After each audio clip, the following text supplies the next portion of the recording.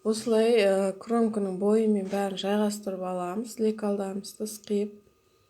Мынау жеңіміздің 4 бөлік болады. Мынау жең үстіңгі жағы 2 бөлек болады. 2 дана болады. Осылай болады. Ортасына кант қоямыз. Мынау қалтамыздың кішкентай үстіңгі жағында тұрады. 2 бүктейміз, соны тіккен кезімізде ортасында кант тұрады. Ал мынау аптачкамыздың артқы бойы. Мынау екеуі бір данадан жағамыз болады. Ал мынау аптачкамыз ішіндегі 2 дана болады бұлда.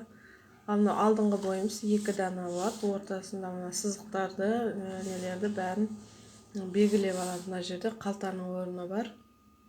Ал мынау артқы бойымыз 1 дана болады бұл. Осылай ненің бойыменен қиып аламыз. Бүктелген жеріне қоямыз. Ортасын. Ал мынау шалбарымыз. Мынау қалтамыз 2 дана болады бұлда. Мынау да 2 дана болады. Ал мынау белдігіміз бұлда 2 дана болады. Мынау алдыңғы бойы бұлда 2 штук болады, 2 дана. Мынау артқы жағы бұлда 2 дана болады. Енді тігуге кірісеміз. Бірінші қалтадан бастаймыз. Міне қалтамыз мынау кішкентай болып тұрғаны сгиб деген бар, соны бүктелген жер. Ал мына кант болмағандықтан мен осындай мата қолдандым.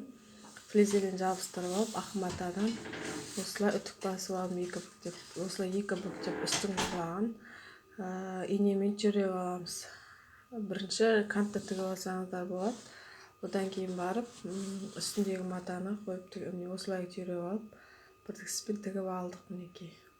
Жақсылап үтік басамыз, одан кейін 1 сантиметрден айналасынан бормен сызып аламыз да, осылай қайырып үтік басып шығамыз тікпей тұрып. Мен міне үтік басып алдым 3 бұрышын. Енді осылай инеменен тесіп қалтаның орнын матаға қойып белгілеп аламыз, ручкамен сызып аламыз. Қалта қоятын орнымызды бір жағына қоямыз, немізді алдыңғы бойымыздың бір жағына қалта орналастырамыз. Қалтаның орнын осылай ручкаменен белгілеп аламыз. Сол жерге содан кейін қалтаны қойып, инемен түйреп аламыз, яғни тігуге дайындап аламыз.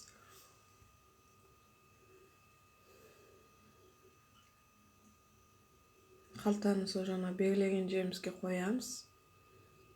Сөйтіп инемен түйреп аламыз.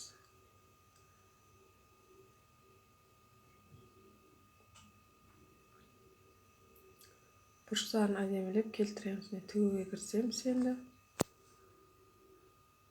Бірінші закрепка береміз. Бастаған кезімізде 0,5 сантиметр аралықта, қашықтықта бір тігіспен тігіп шығамыз. Инелерді алып отырамыз тіккен кезімізде. Осылай 3 бұрышын тігіп аламыз.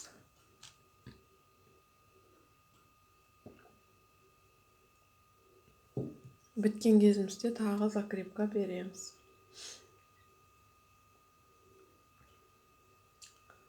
Артық жіптерді қиып алып тастаймыз.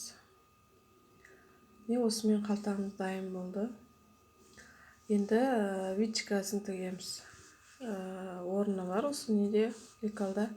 Соны жерді борменен сызып, тігетін орнымызды инеменен қадап аламыз. Екі жағында да болады ол. Алдыңғы батамыздың алдыңғы бойындағы инемен түйреп тігуге дайындап аламыз. 2 матамызды да тігіп бастаған кезімізде закрепка беруді ұмытпаймыз. И соңында тағы закрепка беріп тігісімізді бітіреміз. Екінші жағында тігіп аламыз дәл солай. Асықпай, аккуратно тіксек матамыз әдемі шығады. Тігіп болғаннан кейін үтік басуды ұмытпаймыз. Үтік басып аламыз жақсылап. Мен олардың бәрін көрсеткен жоқпын. Видео ұзақ болып кетпеу үшін жақсылап үтік басып аламыз. Одан кейін барып тігуге кірісеміз. Енді несін тігеміз? Жеңін осындай болып шығу үшін. Мен мана 2 данадан 4 дана еп алдық қой. Сол 2 дананы бірінші осы жерін тігіп алып, инемен түйреп аламыз. Одан кейін екінші жағына кантты инеменен қадап булавкілеп аламыз. Одан кейін осы ұстап тұрған матамызды теріс аударып, жеңіміздің оң жағына қаратып түйреп шығамыз. Көріп тұрғандағыңыздай, бір жағы теріс болып тұр, ал жеңіміз оң жағы болып тұр. Дәл осылай қадап аламыз, тігуге дайындап аламыз. Бір тігіспен тігіп шығамыз. Тігіп болғаннан кейін жақсылап үтік басуды ұмытпаймыз. Әр тіккен кезімізде үтік басып отырамыз пар үтікпенен. Сол кезде біздердің тігіп жатқан дүниеміз әдемі болып шығады. 50% осы үтікке байланысты, үтік басуымызға байланысты. Осы жерлерін бәрін бір тігіспен тігіп шығамыз. Мына кантта да тігіп шығамыз. Тігіп бастаған кезімізде закрепка береміз. Бір тігіспенен асықпай тігіп аламыз. Жеңімізге орналастырып тігіп атырық бірінші.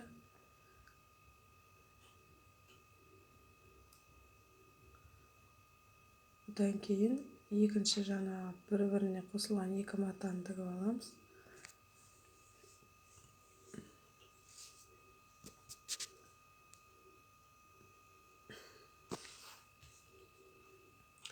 Одан кейін кантпенен біріктірген түйреп алған жерімізді тігіп аламыз.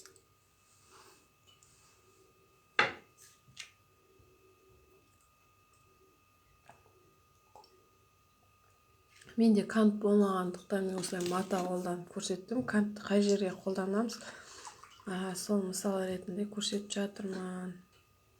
Негізінде кант қойсаңыз да өте әдемі шығады киім. Мынау да өте әдемі болып шықты. Бірақ та жаңағыдай қалыңдау болады екен. Кант бірақ та шамалы жіңішкелеу, жұқалау болып келеді.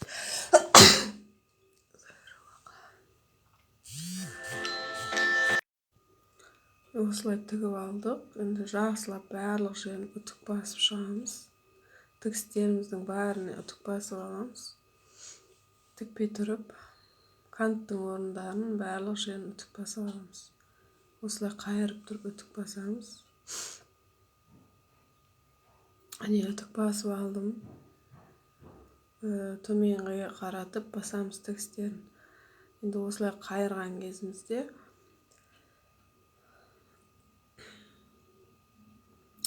канттың бойы менен 0,5 сантиметрлікте тағы бір тігіп шығамыз. Осы жерді бір тігіспен тігіп аламыз. Бұл жерді жеңді орналастырып болғаннан кейін де тіксеңіздер де болады. Мен бірден тігіп кеттім.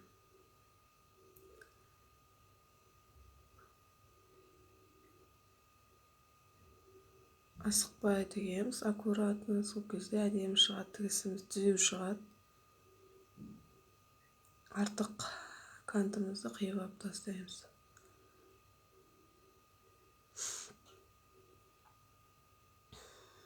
Осымен дайын біздің жеңіміз.